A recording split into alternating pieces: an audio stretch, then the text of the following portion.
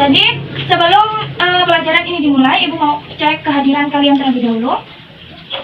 Dara Caca Alfira, Hadir. Devi Putri Kaisarani, Hadir. Catania Rohani, Hadir. Naila Dwi Ulfiasari, Hadir. Adelia Permata Sisilia, Hadir. Hilya Sofia Tunisa. Hadir. Jadi hadir semua ya. Ya. Kemudian untuk cek kesiapan belajar kalian. Apakah kalian sudah siap untuk melaksanakan pembelajaran pada hari ini? Siap. Baik, kalau gitu sekarang Ibu akan menjelaskan tujuan dari pembelajaran kita pada materi hari ini, yaitu mengenai benda di sekitar. Nanti materi kita yaitu meliputi benda di sekitar, kemudian ada alat ukur, cara mengukur benda, kemudian nanti untuk materi yang terakhir ada pola irama. Jadi tujuan dari pembelajaran kita yang pertama yaitu supaya kita bisa dapat membandingkan benda, mana yang benda dan mana yang bukan benda. Kemudian tujuan yang kedua yaitu untuk mengetahui kelompok-kelompok benda yang berdasarkan fisiknya, ya. Kemudian untuk tujuan yang ketiga yaitu untuk mengetahui apa sih alat ukur itu, kemudian contohnya apa aja, kemudian kegunaannya alat ukur itu untuk apa. Terus yang terakhir yaitu mengenai pola irama. Di materi kali ini nanti kita akan membahas mengenai alat musik ritmis dan juga pola irama menggunakan alat-alat sederhana. Jadi sudah siap semua untuk masuk ke materi? Sudah. Oke. Mengenai materi yang akan kita bahas yaitu benda, panjang benda atau alat ukur, kemudian yang ketiga pola irama. Sebelum kita masuk ke materi, Ibu mau tanya kepada kalian, kira-kira contoh benda yang ada di sekitar kalian apa aja? Kemudian meja, terus apa? Laptop. Oke, tidak ya. Kemudian untuk alat ukur yang kalian ketahui, apa aja? Garis. Terus kemudian pengukur. Ya, itu bisa jadi contoh buat alat ukur. Kemudian pola irama. Kira-kira kalian tahu pola irama itu apa sih? Ada yang tahu? Belum? Oke, berarti kita langsung saja masuk ke materi yang pertama, yaitu mengenai benda di sekitarku. Ini mobilnya.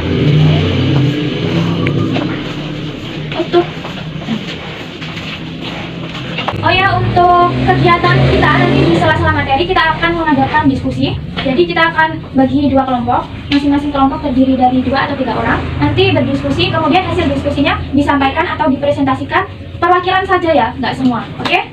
Untuk materi yang pertama, coba dilihat mengenai benda. Apakah benda itu manusia, hewan, dan tumbuhan merupakan benda? Batu, gelas, dan buku juga dapat dikatakan benda. Kemudian, apa sih yang membedakan antara benda dan juga non-benda? Yang mana benda itu merupakan segala sesuatu yang menempati ruang dan mempunyai massa, yang dimana massanya itu dapat ditimbang. Jadi untuk benda itu kalau dia menempati ruang, kemudian punya massa yang bisa ditimbang, itu baru dinamakan benda. Selain itu dinamakan non benda atau bukan benda. Oke, kemudian kita lihat contoh ini. Kira-kira mana yang benda dan mana yang bukan benda? Untuk gambar yang pertama, api. Kira-kira api benda atau bukan? Kenapa? Karena tidak bisa ditimbang. Kemudian yang kedua, ember. Ember benda atau bukan? Kenapa? Karena bisa ditimbang dan juga memiliki massa. Oke. Kemudian bagaimana cara membedakan antara benda dan juga bukan benda? Apakah cahaya dan juga api itu termasuk benda? Bukan. Kenapa? Karena cahaya ya tidak bisa ditimbang. Kemudian cahaya juga tidak bisa menepati ruang. Kemudian untuk klasifikasi untuk yang selanjutnya yaitu klasifikasi benda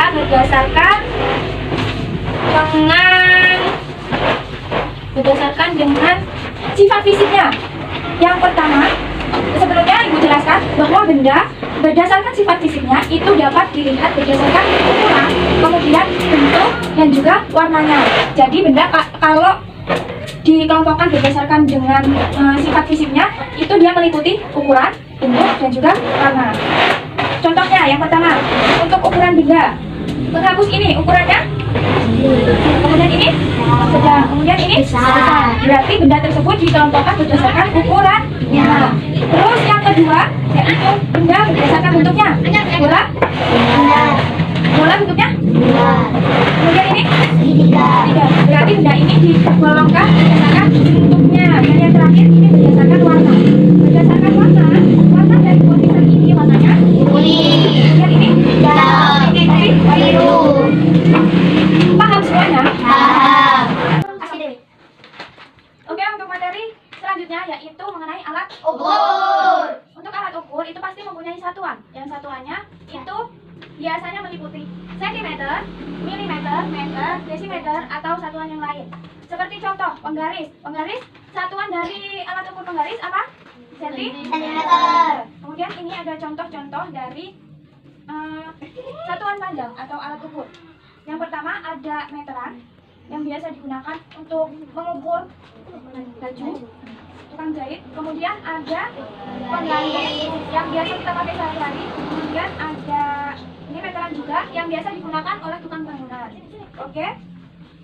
Jadi bisa kalian lihat bahwa satuan itu bukan hanya sentimeter, meter, dan juga desimeter, tetapi ada kilometer, hektometer, dekameter, kemudian meter. Seperti di modul yang sudah dikasih itu. Coba kalian lihat. Nah, seperti itu. Kalau dia turun ke bawah itu berarti dikali. Kalau naik ke atas berarti dibagi. Oke. Paham semua? Paham. Selanjutnya, seperti yang dijelaskan di awal bahwa kegiatan belajar kita akan ada sesi diskusi. Nah, untuk sekarang ini kita akan melaksanakan diskusi kelompok. Yang kelompoknya akan saya bagi, akan ibu bagi. Untuk kelompok pertama yaitu barisan ke depan, kemudian kelompok kedua barisan yang belakang ya. Oke? Yang dikerjakan ini.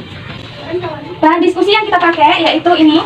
Nanti kalian mengerjakan ini bersama kelompok kalian. Kemudian hasilnya kalian tuangkan ke dalam LKPD yang ibu bagi ini. Untuk perwakilan kelompok boleh langsung diambil. Untuk kelompok 2 LKPD-nya. Kemudian ini kan hanya satu, jadi buat barengan kelompok 1 dan juga kelompok 2.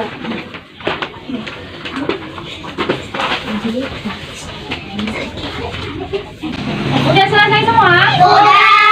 Langsung untuk perwakilan kelompok 1. Penghapus berukuran 4 cm. Kecil dari Oke, cukup. Langsung ke kelompok 2. Pulpen berukuran 10 cm. Sedikit berukuran 2 cm. Oke, benar semua. Jadi kita kasih aplaus untuk kelompok 1 dan juga kelompok 2. Oke, untuk diskusi kita akhiri. Kita lanjut materi yang terakhir, yaitu mengenai pola irama.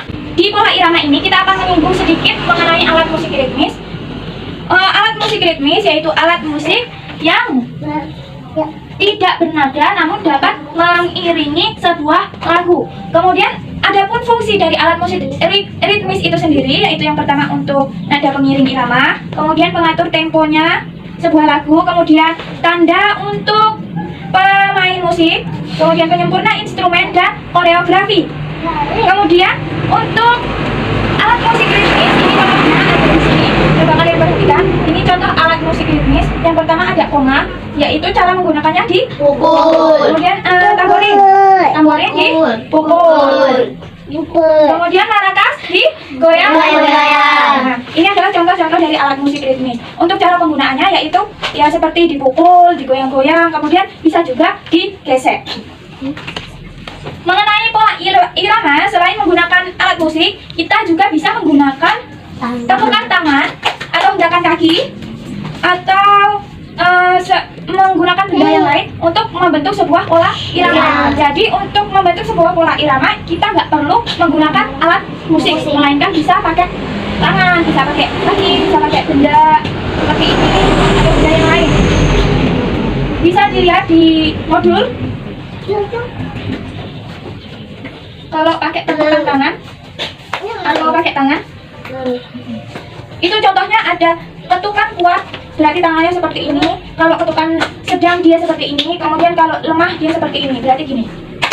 Untuk kuat, sedang, lemah, kuat, sedang, lemah.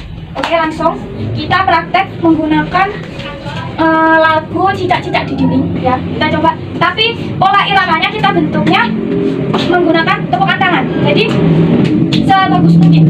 Gimana? Nah, seperti itu ya. Coba 1, 2, 3. Kita di dinding, diam-diam berayap, datang seekor nyamuk, lalu ditangkap. Oke, sudah mencapai materi yang terakhir. Paham semuanya?